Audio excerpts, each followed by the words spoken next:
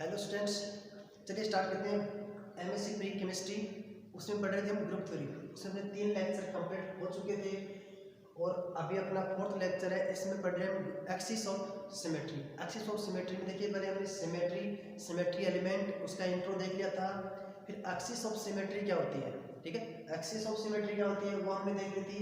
फिर axis of symmetry में हमने कुछ एग्जाम्पल देखे थे, ठीक है, जैसे लीनियर एग्जाम्पल है, लीनियर कोई मॉलिक्यूल है, बेंट मॉलिक्यूल है, वी शेप्ड मॉलिक्यूल है, पिरामिडल मॉलिक्यूल है। वहाँ तक हमने सिमेट्री एक्सिस ऑफ सिमेट्री देख ली थी। उसमें प्रिंसिपल एक्सिस और सब्सिडियरी एक्सिस क्या होती है वो हमने बताए थे। साथ में हमने सिमेट्रिक ऑपरेशन भी इसमें निकाले थे। सिमेट्रिक ऑपरेशन जो कितने होते हैं एक्सिस ऑफ सिमेट्री के लिए n-1, यहाँ तक हमने कर लिया था। अभी बात करते हैं आज स्क्वायर प्लेनर मॉलिक्यूल की। वर्ग समतलीय जो अणु होते हैं उनकी बात करते हैं। उनमें हम एक्सिस ऑफ सिमेट्री निकालेंगे, उनके सब्सिडियरी एक्सिस बताएंगे, प्रिंसिपल एक्सिस बताएंगे और क्या बताएंगे उसमें सिमेट्रिक ऑपरेशन, ठीक है। चलिए स्टार्ट करते हैं। कौन सा अपना स्क्वायर प्लेनर मॉलिक्यूल।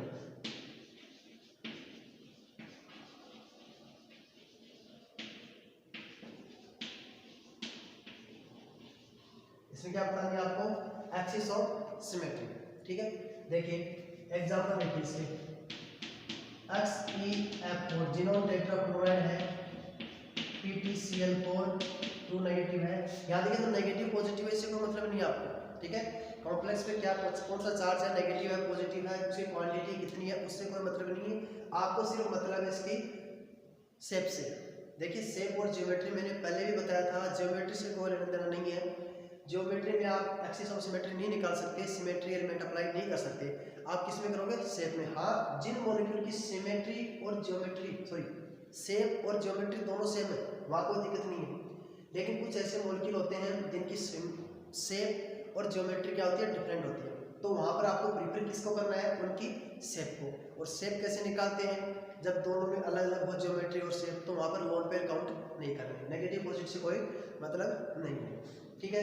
तो इसकी स्ट्रक्चर कैसी होती है, जैसे यहाँ पर लिया जिनोन, फ्लोरीन, ये फ्लोरीन, फिर यहाँ भी क्या आपका फ्लोरीन, तो यहाँ भी फ्लोरीन। ये होगी आपकी स्क्वायर प्लेनर, ठीक है।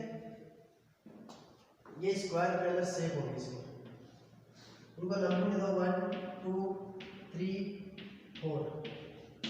देखो अब इस मॉलिक्यूल में देखो जो एंगल होगा कितना होता है, यहाँ 90 है, यहाँ 90 है, यहाँ 90 और यहाँ 90 है। अब आपको ये तो पता चल गया कि इसको 90 डिग्री रोटेट करना है, ठीक है। अगर 90 डिग्री रोटेट करोगे इसको, क्या करोगे 90 डिग्री इसको रोटेट करोगे, इससे जेड एक्सिस से, या आपने जो भी एक्सिस ले रखी है, ठीक है, अपनी मर्जी से ले लीजिए। यहाँ पर एक्स वाई और जेड, कोई फर्क नहीं पड़ता आप कौन से एक्सिस ले रहे हो, वो अपनी मर्जी से आपको डिवाइड करना। लेकिन जब भी आप एग्जाम्पल बताते हो, आपको क्वेश्चन दिया जाए, एग्जाम में आपका क्वेश्चन आता है, तो पहले आप इस पेज पर उस क्वेश्चन को स्टार्ट करते हो। वहाँ पर ये डिसाइड कर देना पहले एक्सिस किसको ले रहे हो, वाई एक्सिस किसको ले रहे हो, जेड एक्सिस किसको ले रहे हो। यहाँ तो कोई दिक्कत नहीं आएगी।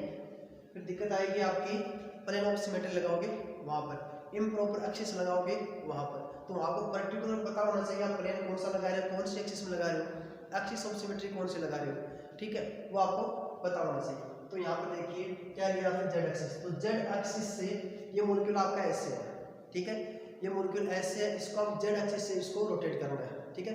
तो जेड एक्सिस से ऐसे रोटेट करोगे तो ये F1 यहाँ पर आ जाएगा, F2 यहाँ पर, F3 यहाँ पर, F4 यहाँ पर। तो यहाँ पर होगी C4 एक्सिस, ऐसे होगी 360/90, कितना हो गया 4। तो क्या होगा यहाँ पर C4 एक्सिस। अब आपने एक बार लगाएंगे तो C4 1 बोल दिया इसको, ठीक है। क्या होगा XE। अब यहाँ पर क्लोरीन क्या होगा, ये एक्सचेंज हो जाएंगे, ठीक है। यहाँ पे क्या हो गया आपका F1 यहाँ पे आ गया, 2 यहाँ पे, 3 यहाँ पे और 4 यहाँ पे, ठीक है। अब देखिए दोबारा इसमें लगाएंगे 90 से घुमाइए इसको, तो C4 2 हो जाएगा। सेकेंड टाइम आपने C4 लगाइए, ठीक है। तो अब क्या होगा, यहाँ जिनोन है, ये फ्लोरीन, यहाँ फ्लोरीन है यहाँ पर और यहाँ पर। अब देखिए यहाँ 1 आया था, 1 यहाँ पे होगा, 2 यहाँ पे, 3 यहाँ पर, 4 यहाँ पे, ठीक है। आपको ऐसे ही बाउंड्री बनाने की जरूरत नहीं है, आपको पता है C4 कैसा आपका स्क्वायर प्लेनर कॉम्प्लेक्स है। फिर देखिए नेक्स्ट 90 डिग्री से रोटेट करो, ये होगा C4 3, ठीक है।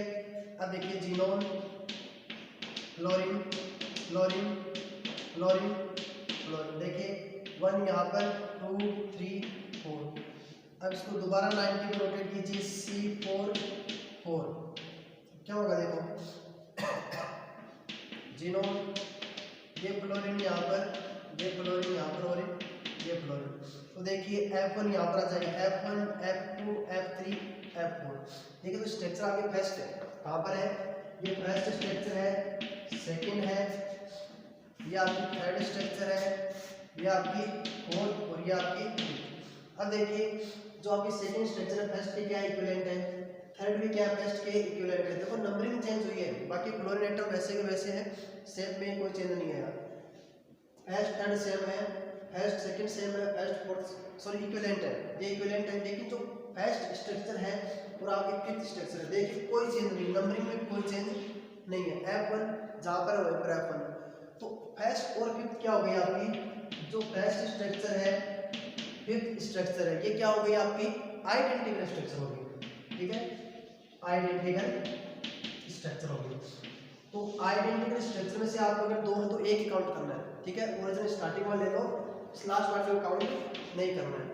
अब देखिए इसके सिमेट्री ऑपरेशन कितने हो जाएंगे, पहले देखिए एक्सिस कौन सी होगी, इसमें C4 होगी। सिमेट्री ऑपरेशन कैसे निकालते हो, 4 - 1 कितना आएगा 3, 3 ऑपरेशन होगा। 3 ऑपरेशन कौन कौन से होंगे, मैंने क्या बताया था, सिमेट्री ऑपरेशन क्या होता है, आपको ओरिजिनल स्ट्रक्चर होती है, उस ओरिजिनल स्ट्रक्चर से आपको फाइनल, ठीक है, पुनः ओरिजिनल स्ट्रक्चर प्राप्त हो जाए, उसके बीच में कितनी स्टेप आती है वो होता है आपका ऑपरेशन। या ये बोल सकते हो आप एक ओरिजिनल स्ट्रक्चर से कितनी इक्विवेलेंट स्ट्रक्चर बना सकते हो, जितनी इक्विवेलेंट स्ट्रक्चर बना सकते हो, कितनी बार बना सकते हो रोटेशन से, सेम एंगल से, जैसे 90 से घुमाया, इसको भी 90 से, इसको 90 से, ठीक है। एक ओरिजिनल स्ट्रक्चर आपके पास, उस ओरिजिनल स्ट्रक्चर को सेम एंगल से कितनी बार घुमाकर आप इक्विवेलेंट स्ट्रक्चर प्राप्त कर, उसके जैसी मिलती जुलती स्ट्रक्चर प्राप्त कर सकते हो, वो होते हैं आपके ऑपरेशन। डायरेक्ट अगर याद नहीं निकाल सकते तो ऐसे निकालो n-1, 3 होगी। तो देखो यहाँ पे कौन सी है, C4 1 है, C4 2 है, C4 3 है, C4 4 है। तो देखिए यहाँ पर ये तो आपका क्या बनाएगा, आइडेंटिकल बनाएगा, और ये 3 क्या हो गए आपके ऑपरेशन हो गए। टोटल कितने हो गए, 3 सिमेट्री ऑपरेशन हो गए, किसके, C4 एक्सिस के। कौन से, C4 1, C4 2, C4 3, ठीक है। फिर आगे जाके देखो तो पॉइंट ग्रुप निकालोगे, आगे एक टॉपिक आएगा पॉइंट ग्रुप, तो वहाँ पर इसको भी काउंट नहीं करोगे क्योंकि C4 2 बार लगे, यहाँ पे एक बार 90 एक बार 90, तो क्या हो गई 190, वो होती है C2 एक्सिस, ठीक है, उसको काउंट नहीं करना पड़ेगा। लेकिन अभी यहाँ पर आपको काउंट करना है, वो अलग बात है, वो बाद में देखेंगे, ठीक है। ये होगी इसमें C4 एक्सिस ऑफ सिमेट्री। अब C4 के अलावा और कौन सी सिमेट्री इसमें हो सकती है, देखिए C4 के अलावा कौन सी हो सकती है। अब इस मॉलिक्यूल को देखो मैं यहाँ से ऊपर से अगर ऐसे घुमाऊँ इसको, ठीक है, इस मॉलिक्यूल को कैसे घुमाता हूँ, जैसे मान लीजिए बोर्ड है, ये बोर्ड आपका स्क्वायर है, ठीक है। अब इसमें आपको C2 एक्सिस लगानी है, 180 से घुमाना है। एक तो देखो इस बोर्ड को मैं यहाँ से ऐसे घुमाता हूँ, ठीक है, ये इसका मुंह उस साइड हो जाएगा बैक साइड में, ठीक है। एक तो ये C2 होगी, एक हो सकता है इसको मैं यहाँ से घुमा दूँ C2, ऐसे घुमा दूँ इसको, तो ये C2 होगी, कितनी होगी, एक C2 इधर से आएगी, एक C2 इधर से होगी। अब देखो एक C2 इधर से जाएगी ऐसे, इसको ऐसे घुमा सकते हैं 180 पर, तो उसमें 3 C2 जाएंगे, ठीक है। और भी है क्या, देखो 3 नहीं है, देखो मैं बताता हूँ कैसे होते हैं C2 कैसे हो सकती है। देखो इसको आप यहाँ से घुमा सकते हो, ठीक है। अब देखो यहाँ पर मान लो F4 है, उस कॉर्नर में F1 है, तो F1 इधर आ जाएगा, F4 उधर चला जाएगा, F2 यहाँ से उधर चला जाएगा, F3 यहाँ जाएगा। एक तो होगी C2 ये, ठीक है, यहाँ से बीचों बीच एक हो जाएगी C2 ये, ठीक है। F1 F2, F1 यहाँ पर आ जाएगा, F2 यहाँ चला जाएगा, F3 वहाँ पर, F4 यहाँ पर आ जाएगा, ऐसे घुमा दो इसको, ठीक है, 2 C2 हो गई। अब देखिए ये तो हमने लगा दी, C2 यहाँ से लगा दिया और एक यहाँ से लगा दिया, ठीक है। अब देखो अब क्या होगा, अब आप C2 ये तो आपने लगाई किनारों के मध्य, अब इन कॉर्नर से लगा सकते हो, ठीक है। देखो इस कॉर्नर से उस कॉर्नर पे पकड़िए ऐसे, इसको ऐसे घुमा दीजिए 180 पर, एक C2 यहाँ से हो गई, एक C2 इस कॉर्नर से, तो टोटल इसमें 4 C2 जाएंगे। कौन सी, अपोजिट एज किनारों से 1 2, फिर कॉर्नर से 3 और ये 4, तो इसमें क्या होगी 4 C2 एक्सिस ऑफ सिमेट्री हो जाएंगे। कैसे होंगे अभी देखते हैं। ठीक है, C4 समझ में आ गई। ठीक है, आगे चलते हैं।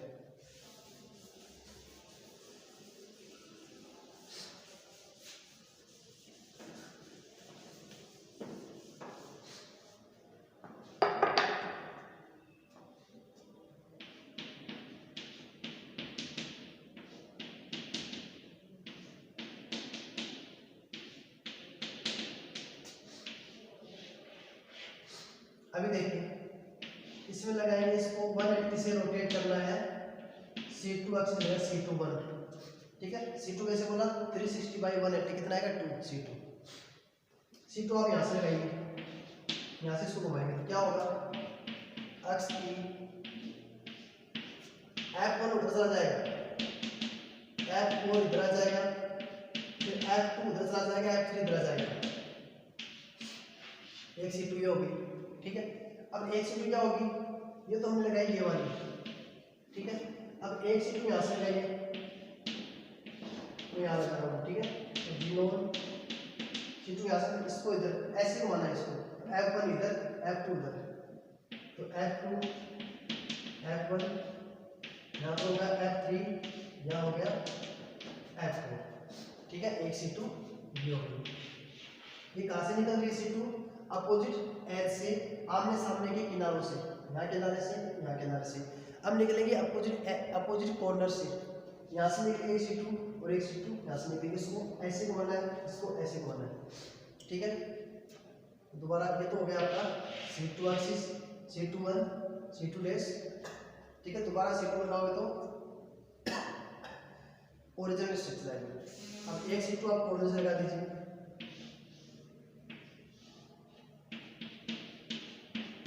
F1 F2 F3 F4। ठीक है,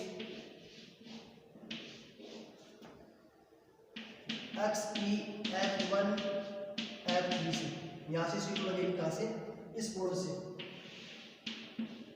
ठीक है, कौन से एक्स की F1 F3 एक्स की F1, इस कोण से C2 लगेगी, तो क्या होगा देखो, मतलब यहाँ से घुमाना है इसको, ये तो यहीं पर रहेंगे ना, F1 F3। लेकिन ये वाले चेंज हो जाएंगे आपस में, F2 यहाँ पर, F4 यहाँ पर, ये होगा। अब एक C2 लगाओगे आप एक्स की इस कॉर्नर से, F2 एक्स की F4, यहाँ से आपने C2 लगाई तो क्या होगा, G0। तो ये बात सेम रहेंगे, F2 F4, लेकिन F1 F3 चेंज है, 3 यहाँ पे आ जाएगा, 1 यहाँ पे आ जाएगा। ठीक है, तो ये हो गई आपकी C2 एक्सिस। ठीक है, C2 ये भी C2। तो देखिए यहाँ पर टोटल आपके पास 4 C2 है, उसमें से 2 C2 डिफरेंट है और 2 C2 डिफरेंट है, अलग अलग C2 है। ठीक है, तो क्या आ गया C2, इसको प्राइम लगा दीजिए, ये डिफरेंट हो गए, ये निकलती है अपोजिट एज से, किनारों से। यहाँ एक निकलेगी आपकी अपोजिट कॉर्नर से। ये आपकी एक्स की F4 स्क्वायर पैरेलल मॉलिक्यूल की बात होगी। इसमें क्या होती है, C4 एक्सिस ऑफ सिमेट्री होती है, C2 एक्सिस ऑफ सिमेट्री होती है। अब बात करते हैं प्रिंसिपल एक्सिस की। देखिए प्रिंसिपल एक्सिस क्या होगी, C4, सब्सिडायरी क्या होगी, C2। ठीक है, सिमेट्री ऑपरेशन क्या होंगे भाई, C4 के सिमेट्री ऑपरेशन कितने होंगे, 3, C2 का कितना होता है 1, लेकिन टोटल C2 कितनी होती है 4, तो इसके हो गए 4, टोटल आपके हो जाएंगे 7 सिमेट्रिक ऑपरेशन। देखो C4 के 3 सिमेट्रिक ऑपरेशन हो गए, C2 के कितने हो गए, एक C2 का 1 होता है, 2 - 1 1, लेकिन आपके पास C2 कितनी है 4, तो कितने हो गए 4 ऑपरेशन C2 के, 3 हो गए C4 के, टोटल आपके 7 सिमेट्रिक ऑपरेशन हो गए। ठीक है, देखिए इसको एक बार। ठीक है, तो आज के लिए इतना ठीक है। फिर नेक्स्ट करते हैं ऑक्टाहेड्रल टेट्राहेड्रल शेप वाले मॉलिक्यूल में एक्सिस ऑफ सिमेट्री, उसके बाद में प्लेन ऑफ सिमेट्री। ठीक है, आई थिंक आज के लिए इतना सफिशिएंट है। Thank you.